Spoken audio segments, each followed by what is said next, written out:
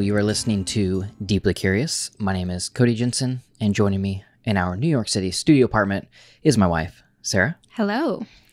This podcast is all about us exploring the things that we are curious about in the moment. The things that are going through our head. We're just having conversations, and typically we get deep. Typically. Yeah. Sometimes we say, I would say that like last week's episode with Michelle, we had some deep moments, but we were just having a fun conversation. Yeah. And sometimes it gets pretty heavy. Yeah. I think this episode is going to be on the heavier side. I think so too. We've been asking a lot of questions. If you guys couldn't tell. I feel like we've been talking about or skirting around these questions kind of a lot lately. Yeah. So we're just going to be talking about consumerism. Yeah. And minimalism, because I think those kind of go hand in hand. A little bit. If you have watched our apartment tour video, which I would assume that 98% of our listening audience has, yeah, you will have already known or, assumed that we were minimalistic at least. Yeah, I wouldn't put ourselves in or maybe there's tiers of minimalism. I'm not sure which tier we are, but it's not the extreme minimalism. I would say that we're minimalist. We just have a problem with labeling ourselves anything. Well, yes, I do have a problem with labels, but also a minimalist doesn't have like 500 books, So I don't really know where to place myself. Yeah. Mostly minimal, except for a little bit of things. Yeah. Well, this podcast is also brought to you by a special announcement that we will be having at the end of this episode. Yes, it is. We will start having a new thing we'll be talking about at the front of the show and who this podcast is produced by. But we're going to save that announcement until after the conversation because the conversation basically gives it context. Yes. You got to know what we're talking about before the announcement. Yeah. So let's just jump into the conversation. Let's do it. And then we'll announce the announcement. Stay tuned. Now you're on the edge of your seat for what could it possibly be. Yeah. Okay. So 2 episodes ago, we had the conversation about work-life balance. No. What were we talking about? Social media, mostly. Yes. Which went into kind of like the advertising, commercialism, consumerism conversation. Right. Basically, that conversation came out naturally because that is naturally what we are that's what we were thinking about. That's what we are talking about to each other when we're not on record. Yeah. Well, and because I think also consumerism isn't just what we normally think of consumerism is purchasing products or whatever, which is obviously consumerism, but consumerism is more than that. And so on that subject of social media, you're consuming the internet, you're consuming memes and whatever. So I think maybe it just is a natural conversation to go hand in hand with social media. Yeah. And advertising. So we're going to expound on that conversation. Yes. Just thinking about internet culture and real life culture. And essentially we are to a place in the world in 2019. We are now in this place of having no public space free from commercial intent. Right. So if you rarely can go to a place of gathering, I guess, like just a common place where humans can gather, where in that space it is completely free of commercial intent. Right. And that has spread to the internet. Yeah. And like when the internet first started, there was pure forms of the internet, I suppose. Right. People had, let's say, blogs that were just blogs. They were literally, there was no, commercial intent behind it. They weren't making money. It was a pure outlet of sharing. And you could go to that, public space and you could consume and contribute to that art that was, again, completely free of commercial intent. And it was, I guess I would use the word pure. Yeah. It was more community driven. Right. But the internet has brought attention in the same way that in real life, if a lot of people gather in a certain place, advertisers use that opportunity with, whenever a whole bunch of eyeballs are in one spot, advertisers see that as the perfect opportunity to show you something that you should buy. Right. So, prime example, Super Bowl. Right. There's a reason Super Bowl commercials are talked about so much. Right. It's because there's however many millions of people who watch Super Bowl. They're the most important commercials of the year. And you have, they're playing in the Mercedes, Superdome. Yeah. Everything is an AT&T building or... So there's that. I mean, we're all pretty familiar with that. Yeah. But it's like they're playing in the Mercedes Superdome. And then this is I don't even remember what it was, but the AT&T halftime report, right? Whatever it is, it's like every single thing that could possibly be branded is branded. It's like there's some company that this whatever presented by, and so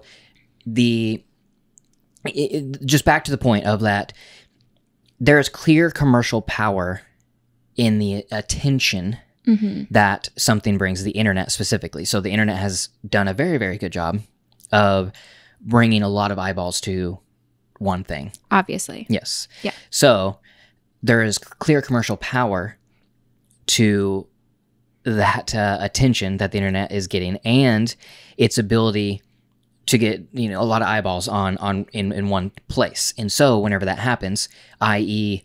Instagram. Right. Something like that. It starts out as a photo sharing platform. Somewhat pure platform. Yes. I would say it was. I mean, but Instagram, the company, they didn't start Instagram to not make money. It's not like they were like, well, it's not like the Steve Jobs and Steve Wozniak thing where like it's just Steve Wozniak in his bedroom, just because he loves thinking it. up Instagram, thinking I'm just going to make the world a better place and this is going to be completely open source and I'm not going to get any sort of financial benefit from it. That is not how Instagram started. So there was commercial intent, but at the same time, it was created for more in a pure way that people can just share things. But because eyeballs were attracted to this thing and somebody may have 50,000, 100,000, now millions of followers and getting active engagement of tens of thousands of people per photo. Right. McDonald's sees that and they're like, okay, so we pay this many thousands of dollars for this billboard on the road. This person, and whenever we post on Instagram, we get 1,000 likes, but this person's getting 20,000 likes per photo. Why don't we just pay them to post a photo and then we get 20,000, eyeballs and like sets of eyeballs on our thing. And so, anyways, we live in a capitalistic world, right? Where it is very difficult to remove commercial intent out of art, I would say. Yeah, anything that's good. It's very difficult to, and I do want to preface and say, obviously, like I understand why it is the way it is. You know what I mean? Like I'm not like crazy socialist or whatever. I mean, maybe, I don't know. I've never lived in a socialist society, so I'm not really sure. But you know what I mean? Like it's just the fact that the American economy and our cultural systems work very well. Yeah. For commercial intent. For business. It works really well at selling people products. Right. But what it does not do well is teach us how to live well. Right. It doesn't give us a place to share pure and authentic beliefs and viewpoints so that we can basically learn from each other what it is to live a meaningful life. Because again, our culture is set up to sell things to people. Right. And we as people sell our time and audience and whatever, because everyone has to pay the bills. And I get it. I really do. But it's kind of I think a little bit of a broken system. Oh yeah. You know? And like, I think I think mostly it's just that I don't even know if I'm kind of having a hard time figuring out what exactly I want to say. But I think there's a reason there's so many jokes about people selling to other people on the internet. And like, oh, they pretend to love something so that you'll buy it. And, you know, like there's a reason there are so many jokes out there. Yeah. And so I feel like it can be very muddy and diluted, and nobody even really knows what's true. You know what I mean? You know what's interesting about that is I was listening to something this week, and I don't remember exactly what it was, but they were talking about how nobody actually uses the term sellout anymore. Yeah. That's not something, because it used to be, you know, if, you know, whatever it was, it's like, well, they're just a sellout. Yeah. But because everybody is a sellout now, like people will sell their audience. You know, they'll have 1,000 followers and they'll sell their audience. Like they would much rather get the free stuff from the company, than to, you know, whatever the opposite of that is. Like, you know what I mean? Like it's just, we just don't. It's not even really an insult to call people a sellout anymore, because everybody wants to be a sellout. Yeah. Well, because it's all about money, right? Like everything, which again, we touched on this in the social media podcast, but everything about advertising is about money. Right. It's about how much can I get to further my own ambitions. And like I said, it's not that I don't understand or that I don't get it, because we live in America. That's what America is. But there's something so like it just kind of is gross a little bit. Yeah. That's interesting about the sellout. I never even considered that. I mean, I think that is something that we've even talked about sellouts on this podcast. So I think that is something that we still think about. I think because, again, because of our inner moral compass that we are trying to follow, our specific belief systems and moral compass, again, that you know that we are trying to follow, has led us to reject the modern standard of what it means to be a artist in today's culture, I guess. Yeah. And something a second ago that reminded me of a quote from David Foster Wallace that I think so poignantly wraps up. That's David Foster Wallace for you. David Foster Wallace died in 2008. Right. The iPhone did not come out until 2007. Right. So he said this before. Right. He was way ahead of the curve. He saw the direction of what we were doing before we even had the entire life of having tiny computer screens in our pockets connected to all of the numerous social media apps. None of that was even a thing yet. Right. Or it was a budding thing whenever he died. Right. So this was, before that. And a theory that in 10 years from now, we're going to spend increasingly more amounts of time staring at screens, listening to people who don't love us and want to sell us something. Yes. And I mean, that just describes today. Mm-hmm. It could not be more true. I think maybe that's it. Like what I was trying to say a little bit ago is just like the whole, there's a reason there's so many jokes about like influencers or whatever you want to say. Right. Like, because it's true. And like I said, it's not that I don't understand it. It just grosses me out a little, more so than like walking by and seeing a billboard. Yeah. I mean, I think it grosses you out, not that Instagram serves ads. Right. It is that Instagram is turning what you would want to be art Right. into consumerism. Yes, it's not about being served ads. That's true. Because I understand how things work and I get advertising.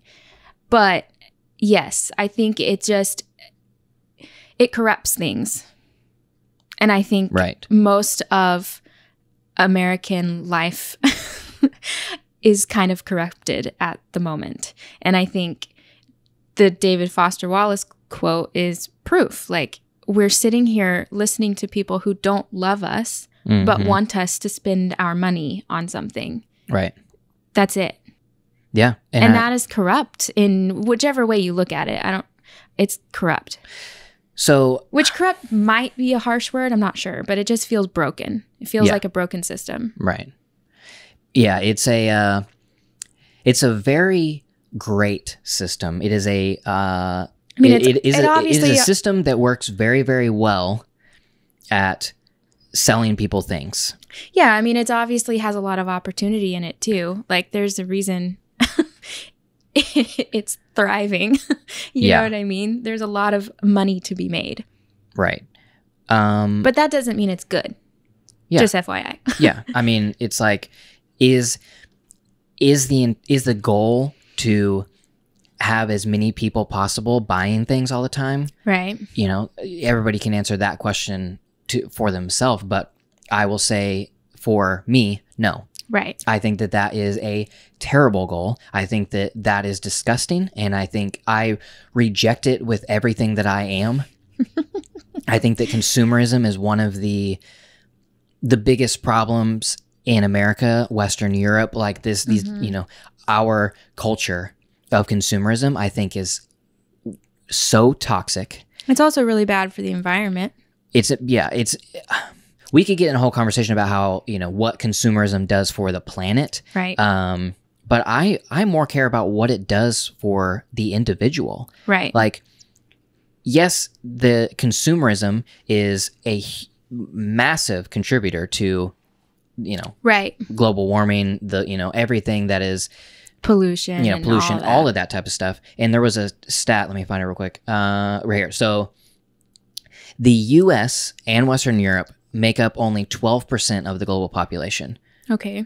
Also, this was something I was curious about, or like that just got me curious this week, is whenever I read this stat and realized that only 4% of the world's population, it's like between 4 and 5% of the world's population are American, live in the United States. Yeah.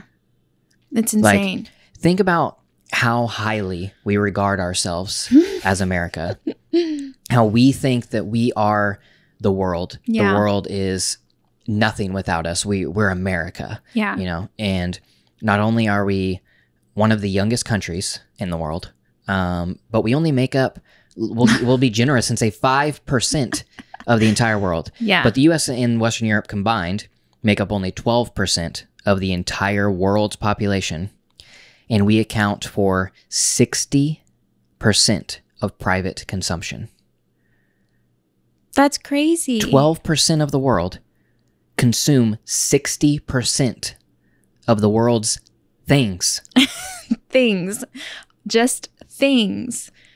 Like, that's insane. It is insane. And consumerism it's so funny because the more you consume, the more you need to consume. Right. And so capitalism and consumerism, it's obviously it's an amazing system that sells goods. Yeah. It has done America very well. Right. That's why America does feel like we're so amazing, is because we are so rich, because we've done a very good job at convincing people they need things. Right. But the ways in which capitalism and consumerism doesn't work is the things that are much more difficult to talk about. Right. The things that, one, create anxiety and tension and depression in basically contribute to the unhappiness of the individual. Right. It's like, yes, we want a strong economy. Right. Obviously. Obviously. Nobody wants a weak economy. Like, that sucks. Right. To live in a place that is like struggling to survive as a nation. Right. But we also have to recognize and be self-aware of the detrimental effects it has on the personal psyche, on our well-being, on contributing to our unhappiness. And because America is also one of the saddest countries, one of the loneliest countries. And that's what's like the paradox of that unhappiness and that depression and that anxiety is that makes us easier to market to. Right. It actually makes us easier to sell to. The more depressed, the more anxious filled, the more unhappy that you feel, the easier it is. The more you will seek things to make it sell better. Things to you. Yeah. Because like we were talking about in that podcast about social media, because it's all about creating the environment where you feel like you are unfulfilled, where you feel like there is something missing in your life, and the thing that can fix that hole, the thing that can make you happy, reduce your anxiety, make you not depressed anymore, is to buy things, is to buy, whether that is to buy this medication or to buy this sweatshirt, buy this face cream, buy these shoes. It's all about making you feel like your life is incomplete unless you buy this thing. Yeah, I think it is a paradox, and it's very, I don't even know, like, I don't know a solution. I don't know, obviously, I don't know like what's right or what's wrong, right? Like, because like you said, it's not like you want to live in a weak economy. Yeah. I'm very grateful. While I do think I have a lot of questions and concerns about America, I'm grateful to live here, right? Like, I'm lucky, and I know that. But I can't really ignore, like, how I feel.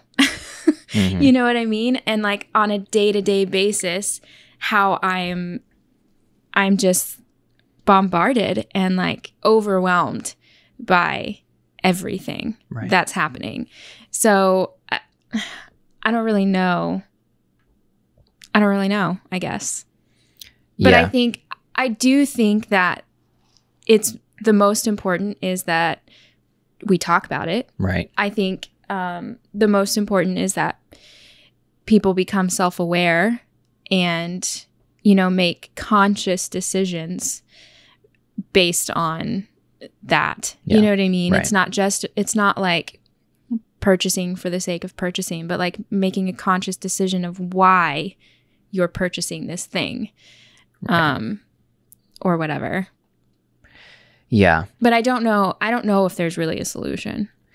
I mean, there is no grand solution. There's no heroic... there's individual solutions, I guess. There's no like heroic solution, which David Foster Wallace talks about that too, about how America is like obsessed with, flashy, sexy things, and about this like hero, like istic, like mentality of America's we all want to be the hero type thing. Yeah. And so the solution for consumerism is not grand. It's boring. Yeah. It's individual. Like what it is not buying as much stuff. Right. Not consuming as many things. Right. Like that's the solution to, consumerism it's personal. Yeah. But you have, and I think that it is so freeing and so valuable to actually make your way towards I'll say minimal because I can't think of another word, but I'm not saying that everybody needs to be a minimalist. Right. I'm saying intentional with your purchases and not being a slave to the consumeristic capitalistic society, not being a slave to the man of America. Right. Like, it's like consumerism operates the same as a drug. Right. That you have these corporate capitalistic, entities that are creating, again, the void, which we all have this void, regardless if they create the void or not. We all have a void inside of us. Right. And if you don't, there are things you can fill it with to varying degrees of success. Right. And one of those things that you can try to fill that void with is product, with things, with stuff, things, yeah. just buying things. And corporations not only don't care about that, they use it to their own advantage. Right. And they say, yes, you do have a void. And here's another void that you may have. Here's another thing you may be scared of. Here's another thing that you haven't thought about that you need, like that you don't have in your life that you actually need. Right. And even worse is that consumerism operates in the same way that a drug would, that it only works for a certain amount of time. Right. And then you come down. And then when you come down, you're more depressed. So what do? You find a thing that's a little bit stronger. Right. And it gradually goes away, and it stops being it stops being the fact that I want to do this to I need to do this. Yeah, I think your body, your mind, whatever, becomes immune. And so you need something a little stronger, and then you need something a little stronger, and then you need something a little stronger until nothing works. Right. Until you spent all your money, you're in debt, or whatever that could lead to. Right. It may not literally ruin your life. Like there are shopaholics. Like it's somebody who they will ruin their life.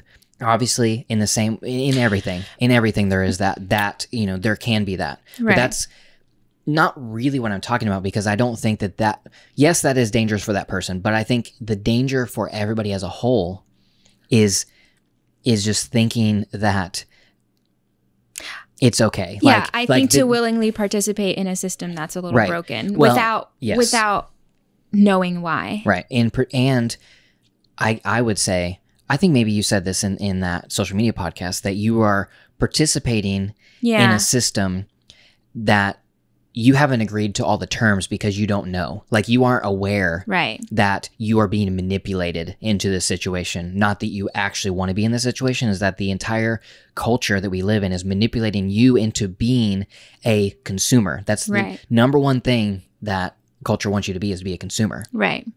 And there's a huge shift in moving from I want that thing to I need that thing. Right. And a lot of problems in life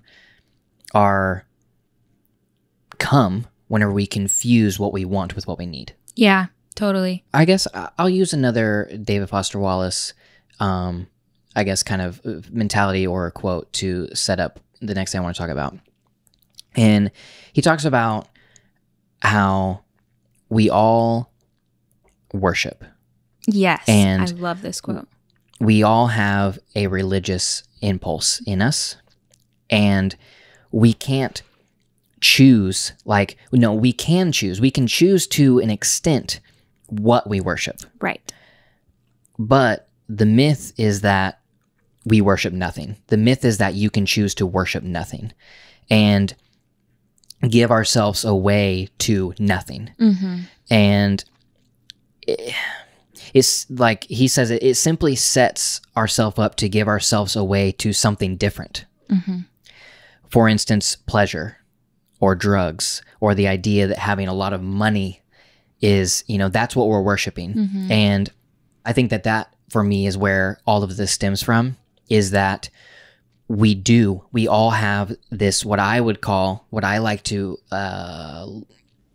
paint a picture of, and for me is this God-shaped hole that we all have. Mm-hmm. And I mentioned earlier that we can try to fill that hole with lots of different things to varying degrees of success. Some things are so shallow, they last so momentarily. Yeah. Like in literally the moment that you are consuming it, or whatever it is, like a chocolate bar or something. It's like, it fills it in that moment, but it has no long-lasting effect. Right. Like we need it again, like immediately. Right. You could fill it with relationships, mm-hmm. which I think work for a much longer period of time. Right. And maybe for your whole lifetime. Like, and I know you can't, with your worldview, you right. can't say that. I know. So, but I do think that. Right. Yeah. So as a Christian, for me, it's like, I view that as, maybe living on 90%, living on whatever it is. It's like, yes, you can live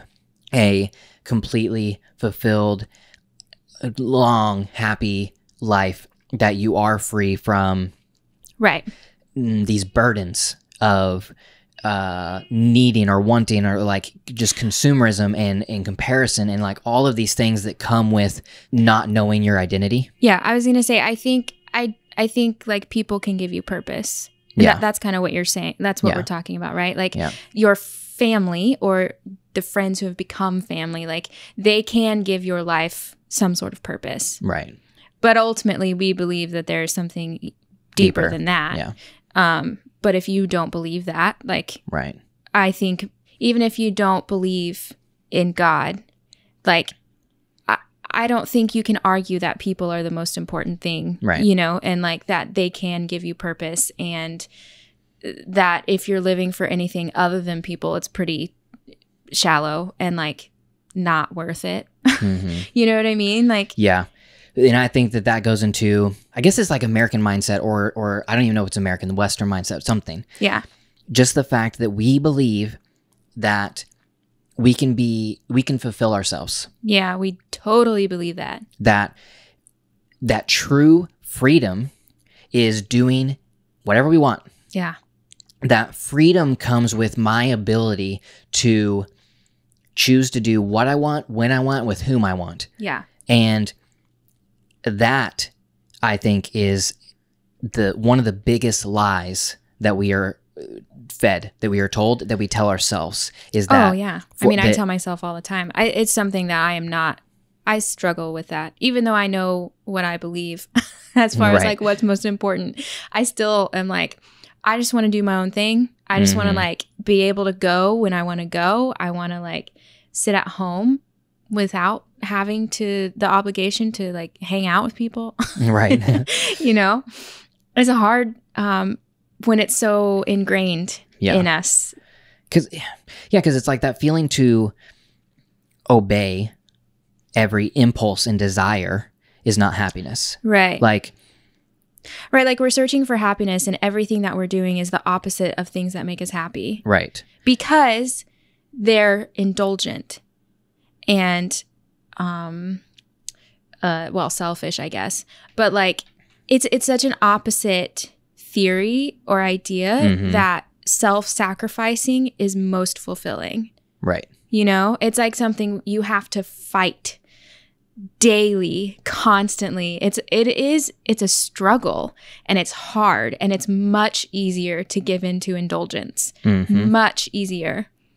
But again, it's like we were talking about with the drugs. You come down from that high the first time, and you need it a little bit stronger the next time, and a little bit stronger the next time. And before you know it, you've dug yourself into this very deep spiral that you can't get out of, Right. It's like such an opposite mindset from our culture to be self-sacrificing. Right. In some way. But like that is actually, like, it is truly fulfilling to do things for other people with no question, no return. You know what I mean? But like, we don't know that. And also just the fact that not only doing things for other people, but not doing things for yourself. Right. Is a lot of times where true freedom lies. Yes. That lie we tell ourselves, or is fed to us, of that true freedom is the abundance, is the choice to do anything I ever want to do. And that is whenever I'm free, is that nobody can tell me no.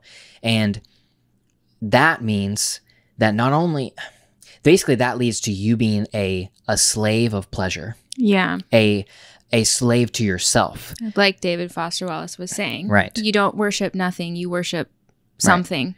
And so one thing that I was thinking about is I try to look at the world through the lens of Jesus, and I try to become more like who Jesus is, and that essentially leads me to have a satisfied and fulfilled life. I guess, well, I don't know how to say this in non-Christianese, but it basically a fulfilled life in him, like in Christ. Like, well, if you think like all of the qualities of Jesus, all of the good qualities of people are like what Jesus exemplifies, right? So like empathy, kindness, self-sacrificing, you know, all of these things that we would consider, or what people would say make you a good person. That would be like what it means to like pursue Christ and like become more like him. It's just like, it's more than just being a good person, but it's all of these qualities that he exemplified. Yeah. And through my experience is that when I am moving towards that direction, whenever I am filling that God-shaped hole with God, and I am fulfilled in that, then I no longer desire or have a need for stuff. Like that goes away. And it is allowed me to recognize and eliminate the things in my life that have become idols. And that's the thing, is that our stuff becomes the idol. We can't get rid of it. We need more of it. We need to buy things constantly because that has become our idol. And no, you are not sitting there thinking about worshiping your stuff. You're not thinking about that it is an idol. And there's nothing wrong to have stuff. Yeah, and there's nothing inherently wrong with things. Things can 100% add to the quality of life. Obviously, like your quality of life is made better by certain things, but do your things control you? Right. Or do you control your things? Can you at any moment get rid of everything you have? Right. Because for me, this is my thing, is that true freedom is not in having everything you want. It is being able to get rid of everything you have and still feel like a success, still feel fulfilled. Right. Well, I think prime examples are anybody who has attained everything and anything they could ever want, and then looks around is like, why am I so unhappy? You know, because material things, while they may not be inherently bad, aren't the solution to like whatever's going on inside, you know? And it's not about necessarily religion or whatever. Like if you, I don't want it to sound like too religious. We are Christian. We look at everything through our worldview of being Christians. Right. But even if you're not, you know that material things aren't going to fulfill whatever that thing is that you're searching for. And I think, I mean, there are just so many examples of people who have attained anything and everything they could want, who know that success and money and fame, or who think success and money and fame are going to bring them happiness when they achieve it. Right. And they're looking around and they're like, oh my gosh, I am so unhappy. Like, not only am I not happy, I am more unhappy than I was. Right. Because it is so deeply disappointing to work so hard for the thing that you think is going to bring happiness. And when you get there, it did nothing. It did nothing. And that's a really hard thing to reconcile. And you have everything and it's not enough. Right. And so there's something like deeper, something emotional and spiritual and physical and whatever that we're all searching for. And I think the sooner you realize it cannot be fulfilled in things, the better. Because it's just such a undefinable thing. Like you can't actually articulate what it is inside of you that is like not enough, that isn't like full, you know? You can't articulate it. but it's there and we all feel it. Yeah. I think if you just pay attention and you just look around and you see all these people with fame and fortune and they're like, hey, no, this isn't it, guys. This isn't it, you know? I used to have a hard time believing them, you know? They'd say like, keep your audience as small as possible. Don't do this, you know, whatever. Don't idolize me. Yeah. I'm like, well, you can say that because you got there. Right. You know what I mean? It's easy to say that money doesn't matter whenever you have millions of dollars. Millions. Exactly. And like everyone else is struggling to pay rent. Like I used to be really irritated by that notion. But I mean, the truth is it's true.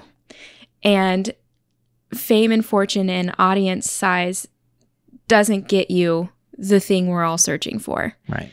And consumerism doesn't either. Yeah, it all goes back to Maslow's hierarchy of needs. Yes. So Maslow, I don't even remember. I mean, it's a philosopher, psychologist, something. I don't know. All I know is his name is Maslow, and that's not even his first name.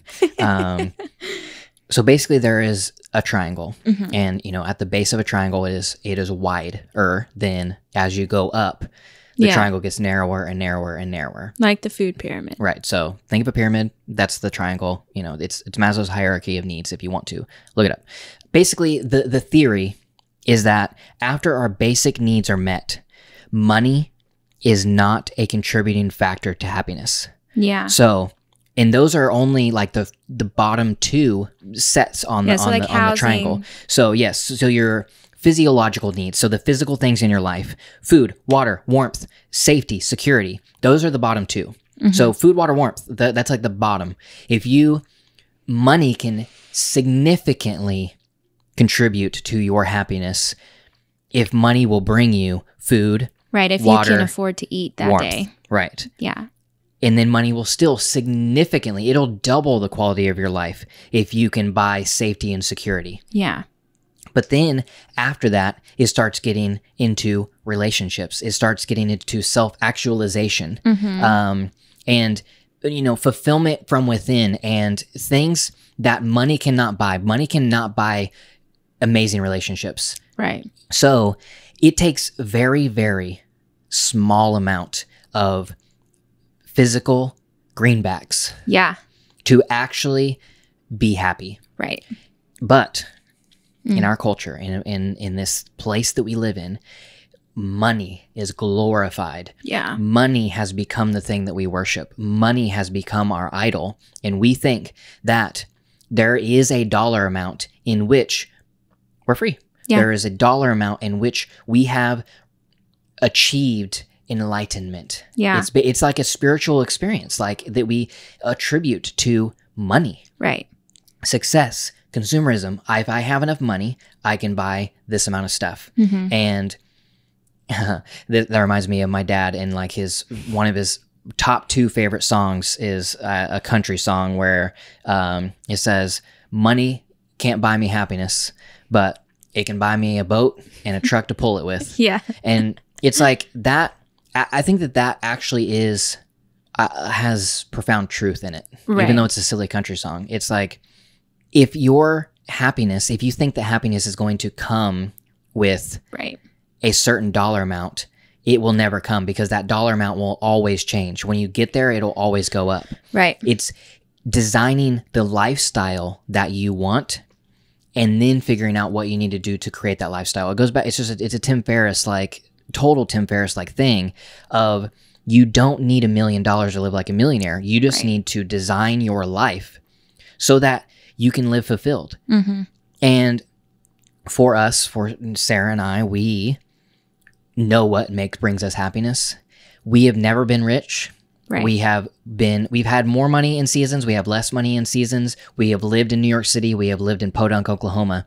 But happiness has never been brought by any of those things. Right. Happiness, fulfillment, true security, all of that has always come from centering ourselves and being fulfilled, not through physical things. Right. It is being truly content with what we have. And that reminds me of a quote that by Asher Roth, that happiness isn't about getting what you want, it's about loving what you have. Yes. And that is so true. If you can get to a place of contentment, of loving what you have, Right. not desiring what you don't, that is where a lot of happiness comes from. Mm-hmm. And also, I thought of this earlier whenever, I don't remember exactly what sparked the thought, but it's funny how if you are familiar with the Enneagram, I'm an Enneagram 8. Yes. Sarah, what is the Enneagram 8's most basic desire? Freedom. Correct. My basic desire is freedom. Yeah. So I could look for freedom in doing anything and everything that I possibly want. But I've been fortunate. I've been lucky enough to be raised and to have, for some reason, had the wisdom to place myself under great leadership in my 20s. Mm-hmm. That taught me the true meaning of freedom, which has brought me personal fulfillment, personal success. And I feel successful. I feel fulfilled, even though I have nothing that would be considered traditional success. Other than you could throw in there that I moved to New York City. I live in New York City, that type of thing. I don't want to downplay any of that. I'm not saying that I'm like some downtrodden, sackcloth wearing person, but right. But it's not. If you looked at again the traditional definition of success, it's not like we're living it up. Yes. And going on expensive vacations and whatever you imagine the millionaire lifestyle to be, right? Which would be the sign of success. And so for me as an Enneagram 8, who my basic motivation is freedom. My basic desire is freedom. But paradoxically, for me to truly be free, I have to be willing to submit myself and sacrifice, because in the end, that sacrifice leads me to true freedom and not perceived freedom. Right. Because that perceived freedom is that mindset of I can do anything. I am free from anything that you want me to do. I'm free from any and all. I've already obligation. Yes, all obligation. I've stated it, 5 times already in this podcast. But that also means free from relationships. You know what I mean? There's a richness and a deepness that comes with truly sacrificing for somebody else or whatever. That's the only way to go deeper in a relationship is just to truly love and truly sacrifice for no ulterior motive except for that love. Right. And you don't get that by looking for freedom in your relationships. Yeah. And we have been married for 10 years, and we have not been married for 10 years by being completely selfish. Do we have selfish Definitely not. times? Selfish, moments in every day? Of course, yes. We're all human beings here.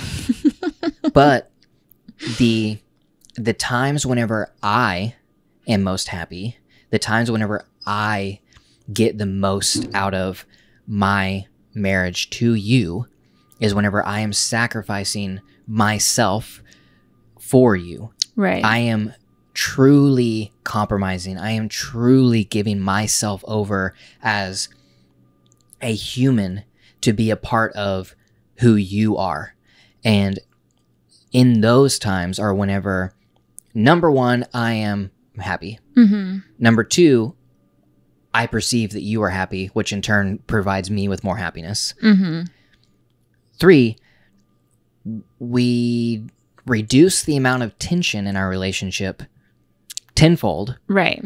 And, because, tension is caused by selfishness. Yeah. And whenever I am not selfish, whenever I truly do that, that's whenever I'm most happy. And that's the paradox of things. Something that is seemingly completely opposite of what it should be leads to what the opposite outcome. All of these things that seem like aren't truly being free. Right. How is it free to limit yourself? How is it free to compromise? How is it truly freedom to not buy the things that you want whenever you want? Right. So, but put into practice leads to true freedom. Basically, it's the story of parents and children.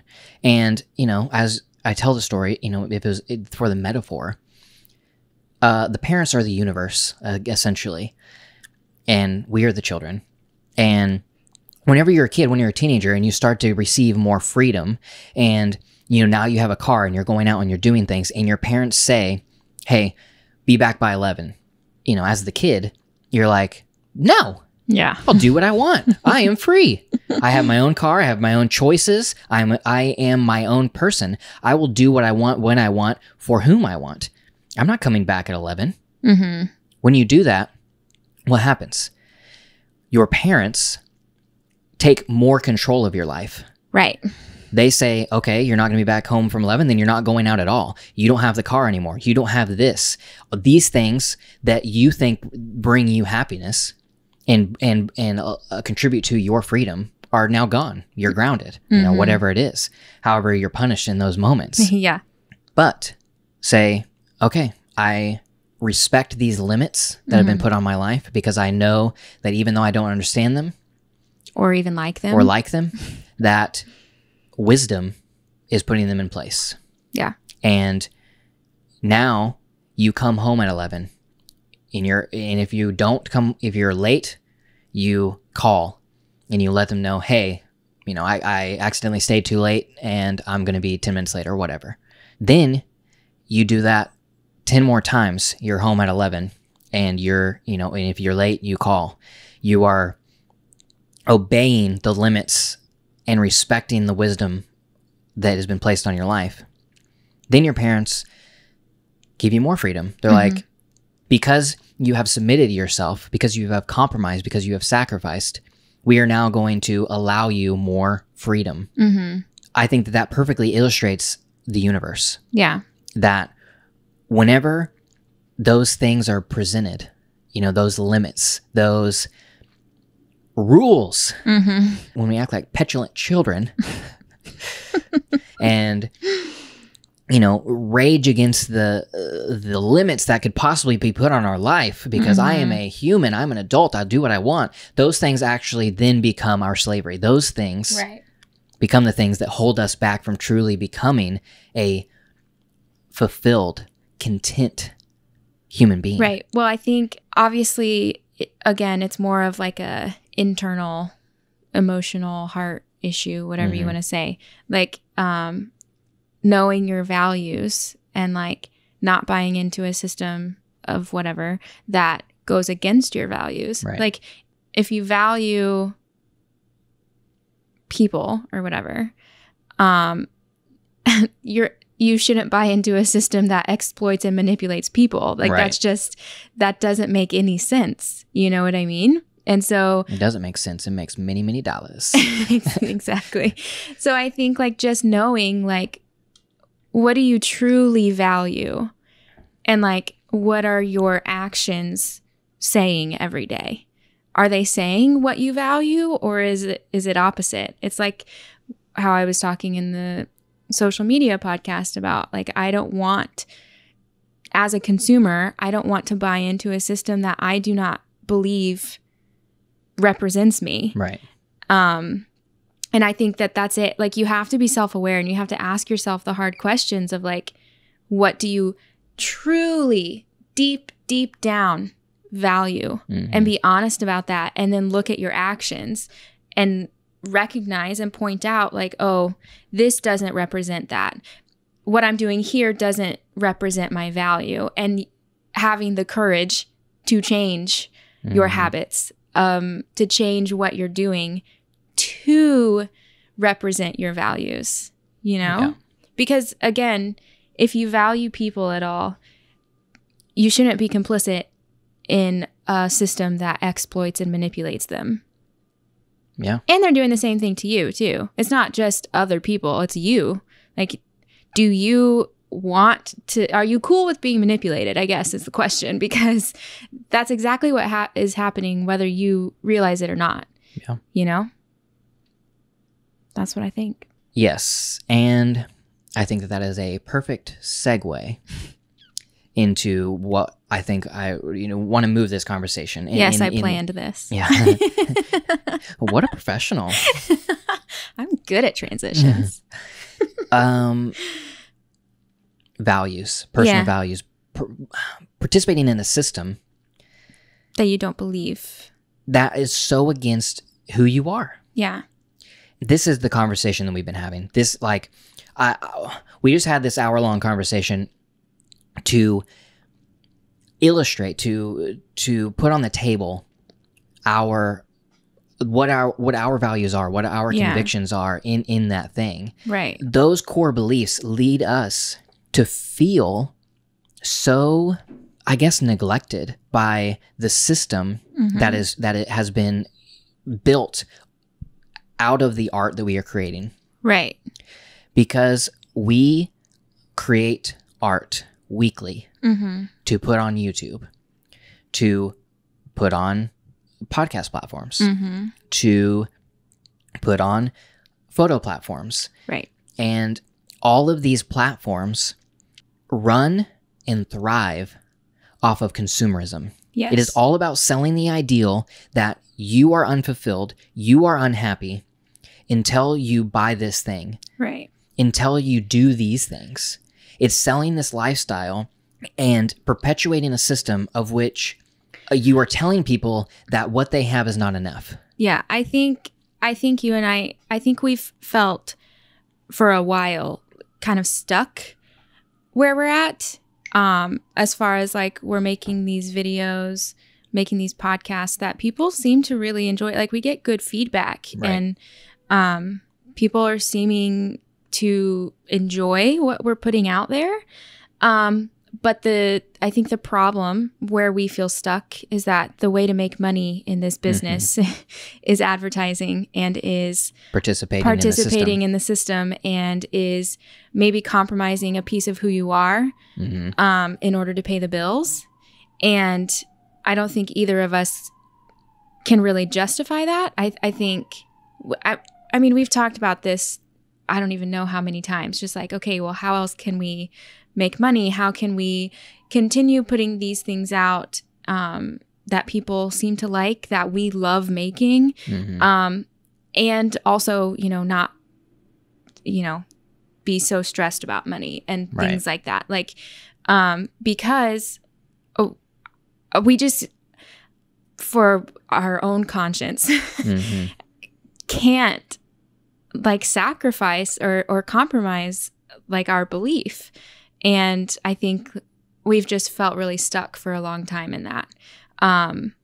But we are starting to, I think maybe because we're having the conversations and because we're asking the questions and being honest and open about it, like starting to sort of find our footing in like who we are and what we create, and, just learning how to be more authentic in that and like not compromising on the internet, because I don't even know. I guess it's a thing. I don't know. Like there's not a lot of examples, I guess is what I'm saying, to look at because we live in America, because we are where we are and we do what we do. It's like, it's been hard to find solutions, I guess. Yeah. And to specifically lay it out there, the system that is in place is to, for us to create our art, to gather an audience around liking the art that we create, and then selling things to you, right, to the audience. That we create art and then we become marketers.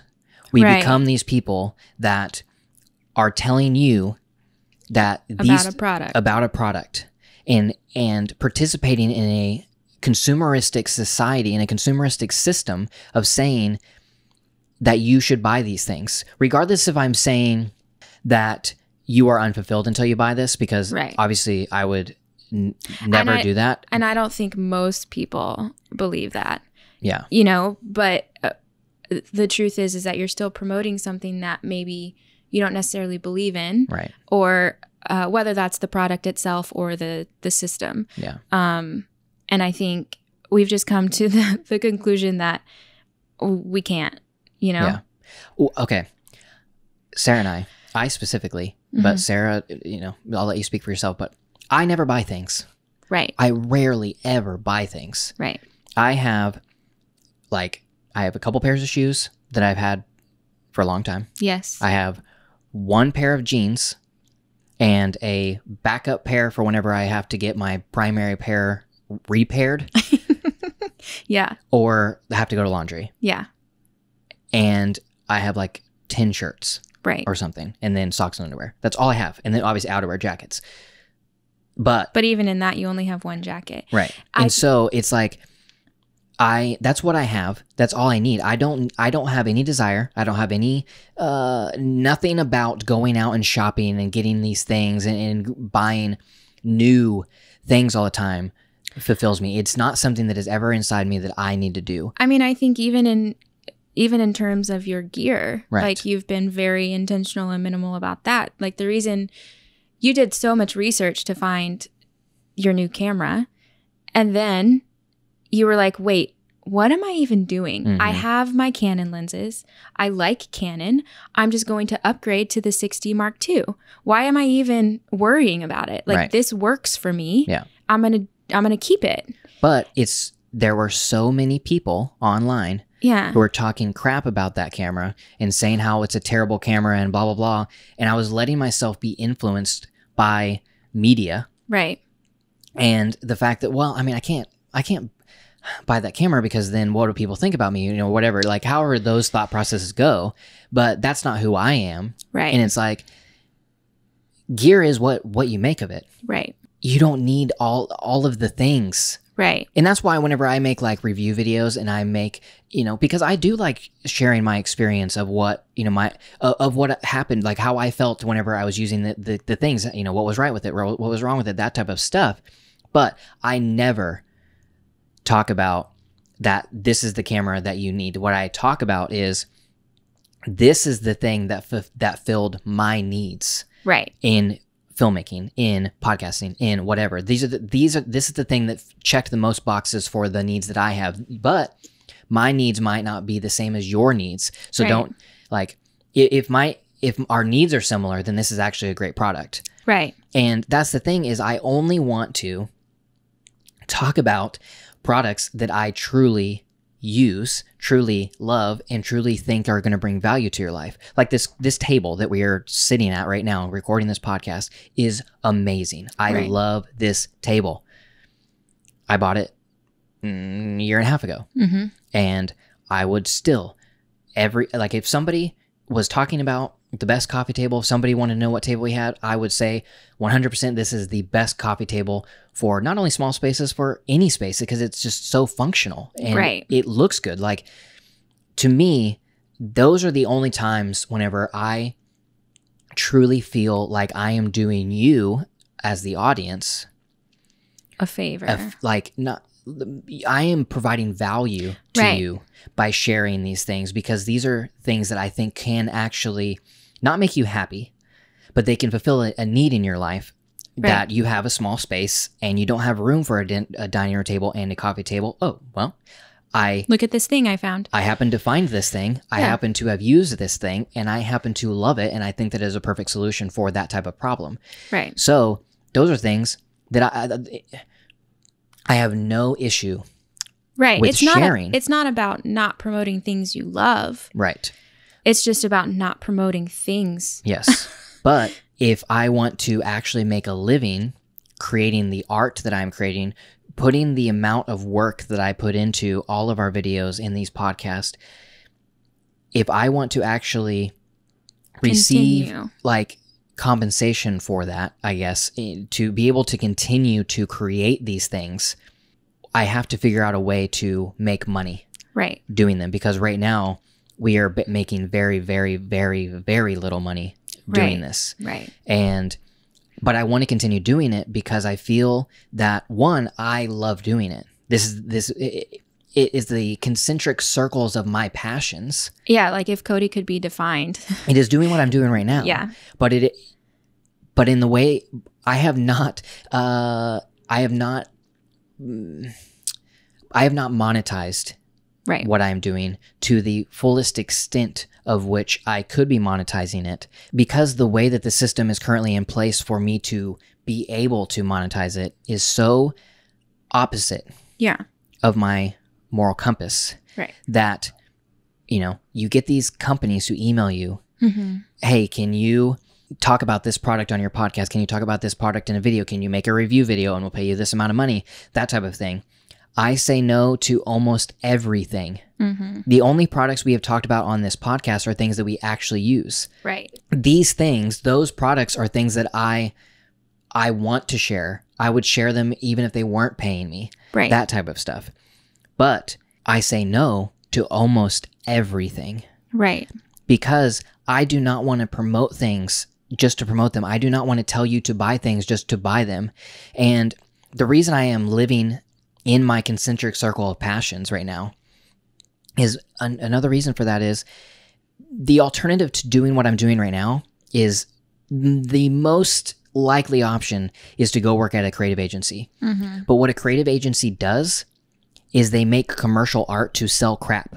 And for me, making a sweet Nike ad, working on an ad for Apple would be amazing. Like, right. Doing that would be so fun. It would be so fulfilling in that moment. But at the end of the day, all it is telling you that you should buy more shoes. Yeah. It's telling you that last year's model is not good enough, that you should go buy things. And I don't want to be a part of a system that promotes consumeristic tendencies, consumeristic lifestyle. That's not what I want to be a part of. I cannot be fulfilled going to work in a commercial art agency and use my talents, gifts, and abilities to sell shoes. I just can't do it. I can't. I'm only laughing because you've really just obliterated all of our options in the future. I'm not saying that would never happen, but I will tell you this, that if it happens, if I stop doing this stuff and I go work for a creative agency, if I even create a creative agency, it's not because I'm doing what I believe in. It is because I could not figure out a way to create a living making pure art. Right. And at the end of the day, I still have to fill those bottom two rings of the Maslow's hierarchy of needs, and I still have to provide food, water, heat, shelter for myself and for my wife. Right. And if that means I have to sacrifice, some of my compass, some of my moral obligations, then that's something that I will personally have to deal with. Right. That's something that I will have to wrestle with. But I will tell you this, I will try my absolute hardest. I will try anything I can possibly think of to remain outside of a system that I think hurts way more people than it actually helps. Right. Because it has no meaning. Commercial art, while it may be beautiful, while it may be fun sometimes, has no deeper meaning than selling you crap. And I do not want to be a part of a system that sells you crap. You just get so, I'm not laughing at you. You just get so passionate. It's the core of who I am. I know. I'm not arguing with you. It's just funny to me because you're just so convicted, I guess. Yes, exactly. My convictions will not let me sell crap to people. Sell my time, energy, resources, giftings, and passions to sell material crap. Okay. Not about that life. I feel like we should comment on the crap. It's a bunch of crap. Sometimes crap is fun. You know what I mean? Yeah, absolutely. I don't want. Obviously, we're not about literally having nothing. Yeah, I don't want to have. We have things that entertain us. Whatever. Yes, you have. I have a need for a pair of shoes because it hurts to walk around barefoot. Right. But you know what? I don't have a need for more shoes. My shoes are fine. I have a couple different colors, just in case I wanted to spice things up. But ultimately, they are still together. They're not falling apart. I don't need any more shoes. You're right. My shirts are fine. You're right. But we should probably get off your soapbox. No, I'm going to put another crate on top of here. I'm going to get even higher and yell it to the people in the back. I appreciate your intensity. Well, maybe that's it. You're just very intense about it. There's nothing wrong with it. It's just intense. That's all. I appreciate it. Yeah. I respect it. It's just one of my core beliefs. I mean, it is very much. And so that leads me to this whole thing of what we're creating. I love what I'm creating. Yeah. I think what I'm creating right now has a purpose outside myself. Mm-hmm. It also brings me true artistic fulfillment. Mm-hmm. I believe that what I am doing lies within the spiritual God-given gifts that I have.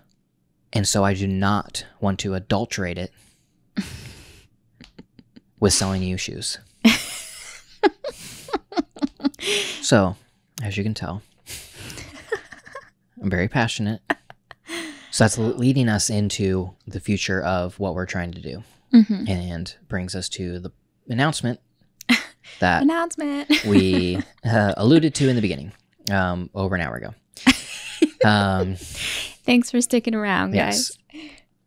And if you have stuck around this far, I mean, truly this announcement, it really is for you. That instead of trying to monetize you, our audience, by selling and advertising things to you that you don't need, we're starting a premium membership club through Patreon, but we are calling it the Jensen AV Club. Which is, I think, a very clever.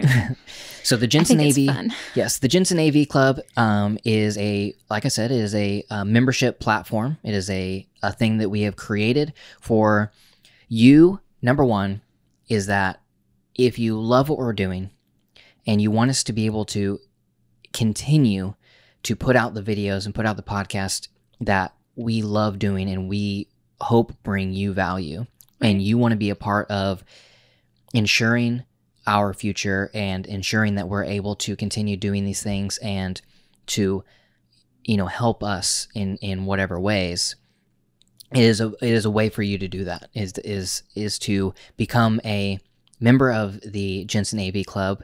But it also is a way for us to show our appreciation through that by giving you deeper access, giving you exclusive content, and giving you more value. And so through the Jensen AV Club, which you can go visit right now by going to jensenav.club, it will take you over to our Patreon page, and you can join the Jensen AV Club for $5, and that will give you access to our AV Club only post and polls. And we'll also give you a by name shout out on the podcast the first time that you sign up. You can, but we also have 5 different tiers starting at $5. Yeah. A $9 tier gets you 24-hour early access to each episode of Deeply Curious. It could be more than 24 hours. Then you also have access to Sarah's monthly newsletter with exclusive writings and resources. So this is going to be basically deeper thoughts on some things that maybe we talked about on the podcast or a video that we made. Or why we decided to talk about what we talked about. And then you also get access to monthly bonus content. So behind the scenes, uncut footage, bloopers, etc. Plus the $5 crew perks. And I believe the first piece of bonus content, a little teaser that I'm going to put out for the month of February, is the full panel video from the creator pop-up that we did a few months ago, where we had a creator panel with everybody asking us questions and things like that. And I only put in 25 seconds of that into a video. I'm going to put out the entire video of that panel. And that'll be for the $9 tier and above. That's the AV staff. The $5 tier is the AV crew. And then moving up to $14, you will be a Jensen AV associate producer. And in here, you will get access to our monthly AV Club only Q&A live stream, where we're going to answer questions exclusively from AV Club members. And so only people that have joined the associate producer level and above will be able to view this live stream live, and also we will post it afterwards. If you can't make the live stream, you'll still be able to watch it. You also get early access to future topics and ideas, so you can contribute to the conversations that we have here. And also, you'll be just ask questions that we will answer on the podcast and maybe in videos too. Yeah, so it's more of a give and take. We get to have real conversations. Right. Yeah. And so, prime example of that would be we would post on the Patreon only page for the associate producer tiers and above, hey, we're talking about consumerism on this week's podcast. What are some questions you have or some thoughts that you have on consumerism? And then on the podcast, we would be able to say, hey, one of our associate producers, Jim Bob, said, this about it or asked this question, and then we talk about it. Spark some ideas. You also get associate producer credit on one podcast episode and one video per month. So at the beginning of the episode, we will name you as one of the associate producers and also be in the end credits of a video once per month, which then segues into the AV producer tier. At $40 a month, you become an official producer of the podcast and YouTube channel. We will be giving you producer credit at the beginning of every podcast episode and at the end of every video. Yes. So at the beginning of every episode of Deeply Curious, we will say, what our names are. And this podcast is also brought to you by the Jensen AV Club producers, Jim Bob, Joe Bob, and Jerry Bob. You also get AV Club exclusive swag every 3 months. So every 3 months, we're going to actually make something. Yeah. Whether that is... I'm pretty excited about that. It could be a shirt, it could be a mug, hoodie, whatever stickers. it is, stickers, something physical will be mailed to you on the third month of your patronage of joining the AV Club, and then every 3 months following. We also get all the perks of every tier before that. And then the last tier is an AV Club director. And so this is for $150 a month. You get a monthly one-on-one coaching session with myself or with Sarah, and we can talk about anything you bring to the table: filmmaking, podcasting, life, business, Enneagram. It's whatever you want to have a one-on-one session with one of us about. You will be able to do that monthly.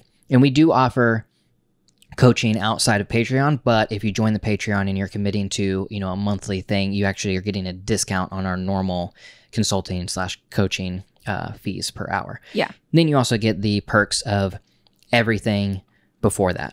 So yes, that is a breakdown of the Jensen AV Club. AV stands for audio visual, by the way. If you were not a nerd. I think junior high. Yeah. So one thing we put on our if you go to jensenav.club, one of the things you'll see is that the AV Club sign-up sheet is on the bulletin board outside the cafeteria, or you can just click the Become a Patron button on the right. So, yeah. That's it. It's just an opportunity, I think, to continue being able to do what we're doing without selling out. Yeah. And if you believe in what we're doing, if you believe in us, we very, very greatly appreciate it. Right. If you can't give, though, that's fine too. Like, right. It's not a plea. It's an option. Because I think we really want to make sure that we are giving our very best to the videos and podcasts that we put out, the art that we put out. And I think the way to do that is to find other ways that we don't have to compromise, Right. So thank you guys so much for being a part of this journey that we're on and being a part of this community. And thank you for going to jensenav.club and checking out the member perks. And thank you for those of you who are going to become a member. We really, really appreciate it. And we are excited to build this AV Club together. Yeah. And build this community and do these, see where this goes. Yeah. Because we have plans. We have big plans. We have goals and things that we want to do with our channel and with our podcast. But in order to do those things, we have to be able to survive as artists. Yeah. And, like this whole thing is about. We don't want to survive as artists by selling you crap. Yeah. we want to, keep it as pure as we can. Yeah. And only talk about the products that we truly think are going to bring value to your life, not products that, hey, we'll pay you X amount of dollars if you'll tell people about our face cream. So, right. It's, yeah. Yeah. It's a kind of a weird, I think, spot that we're in. Mm-hmm. I don't know how to talk about this stuff. Like, it's kind of weird, just like figuring all of this out because it's all new. But I am really excited for the AV Club, I think. Just like, again, the deeper access, the like exclusive, whatever you want to call it. Like, I am excited to see what we can build with it. Right. And with you guys. So, yeah. Anyways, so that's it. It's all an experiment. We appreciate your love and your feedback. Yeah. And your ideas. So join us over on Jensen AV Club. And we're going to wrap up here, and we'll see you on the next episode where we potentially could be brought to you by members of the Jensen Jerry AV Club. Bob. Yep. And Joe Bob. And Jim Bob. All right. Okay. Thank you guys for listening. Again, check us out over at JensenAV.club. Bye. Bye.